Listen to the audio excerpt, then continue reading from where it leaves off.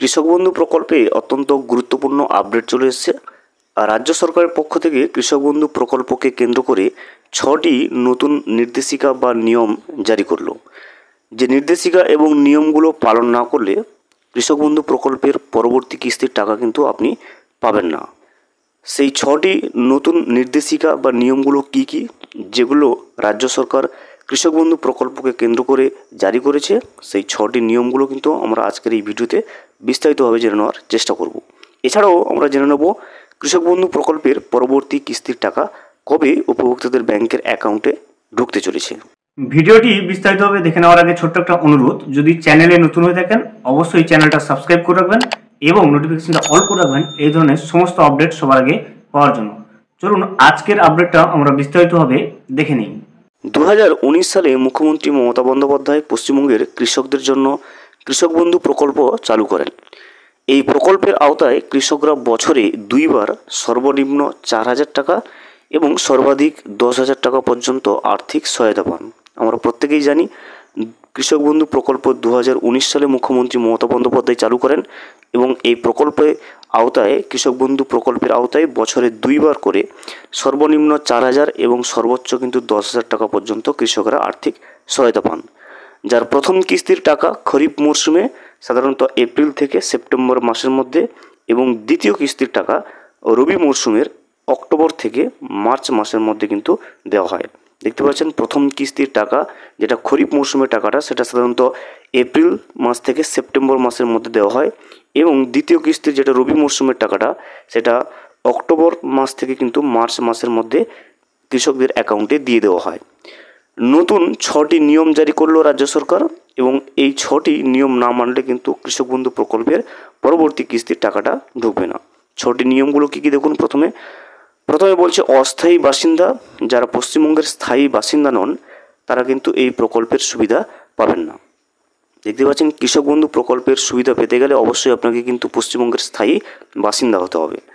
2 নম্বরে রয়েছে দেখুন 18 বছরের কম বা 60 বছরের বেশি বয়সী যারা কৃষক রয়েছে তারা কিন্তু দেখুন 18 বছরের কম বয়সী এবং 60 বছরের বেশি বয়সী কৃষকদের এই প্রকল্পের জন্য কিন্তু অযোগ্য বলে ঘোষণা করা হয়েছে।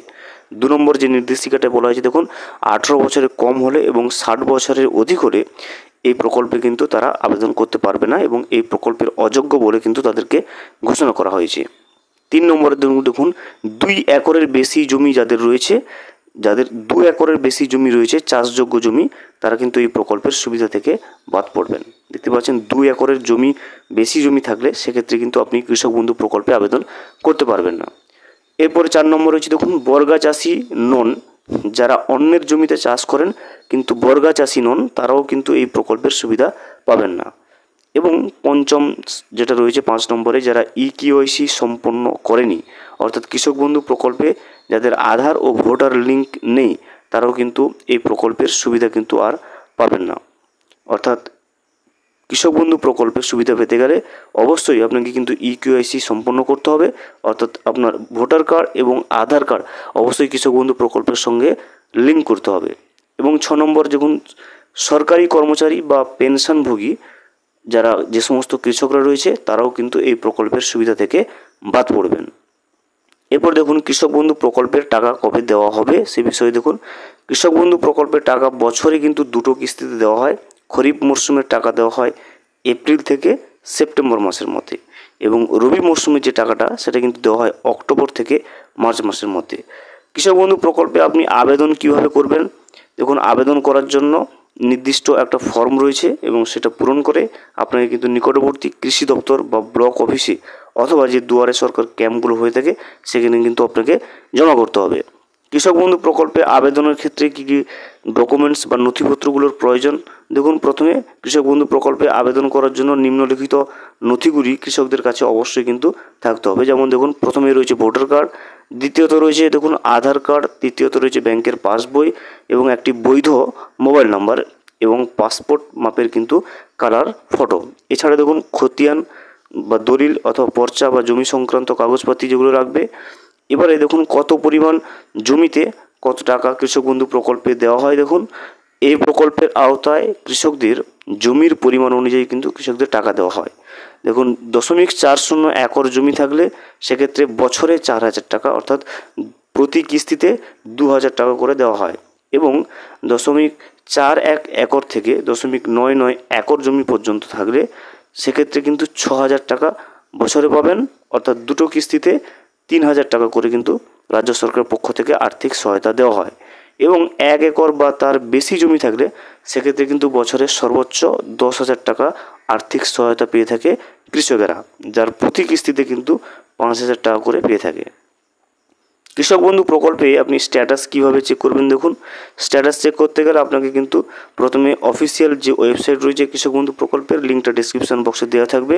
সেখানে আপনি গিয়ে আপনার যে ভোটার কার্ড, আধার কার্ড, ব্যাঙ্ক অ্যাকাউন্ট নম্বর, কৃষক বন্ধু আইডি অথবা মোবাইল নাম্বার অথবা অ্যাকনোলেজমেন্ট যে নম্বর থাকে সেগুলো দিয়ে কিন্তু আপনার স্ট্যাটাসটা চেক করে নিতে পারবেন। প্রথমে অফিসিয়াল ওয়েবসাইটে ভিজিট করবেন, যাওয়ার পরে সেখানে আপনি দেখবেন যে অপশানটা রয়েছে, সেই অপশানটাতে ক্লিক করবেন। অর্থাৎ অপশানটা যেটা দেখুন, যেগুলো মোবাইল নাম্বার, আধার কার্ড অথবা ভোটার কার্ড, অ্যাকনোলেজমেন্ট নাম্বার দিয়ে আপনাকে যে কোনো একটা দিয়ে আপনার কিন্তু স্ট্যাটাসটা চেক করে নিতে পারবেন। এরপর দেখুন কৃষক বন্ধু প্রকল্পের হেল্পলাইন নাম্বারও দেওয়া রয়েছে। যদি কোনো কারণে কোনো কৃষক কোনো সমস্যার মধ্যে পড়ে সেক্ষেত্রে যদি সরাসরি কৃষক বন্ধু প্রকল্পের হেল্পলাইন নম্বরের সঙ্গে যোগাযোগ করতে চায় সেক্ষেত্রেও কিন্তু নাম্বারটা দেওয়া রয়েছে স্ক্রিনে। কিন্তু দেখুন 8336957370 অথবা 6291720406। আপনি কিন্তু সকাল 10টা থেকে সন্ধ্যা 6টা পর্যন্ত যে কোনো সময়ের মধ্যে কিন্তু আপনি এই কৃষক বন্ধু হেল্পলাইনগুলোতে নাম্বারে কল করে অবশ্যই কিন্তু আপনার যদি কোনো জিজ্ঞাসা থেকে থাকে আপনি জিজ্ঞাসা করে নিতে পারেন। ভিডিওটি সম্পূর্ণভাবে দেখার জন্য অসংখ্য ধন্যবাদ। এখনও পর্যন্ত যদি চ্যানেলে নতুন হয়ে থাকেন এবং সাবস্ক্রাইব না করে থাকেন, অনুগ্রহ করে চ্যানেলটা সাবস্ক্রাইব করে পাশে থাকবেন।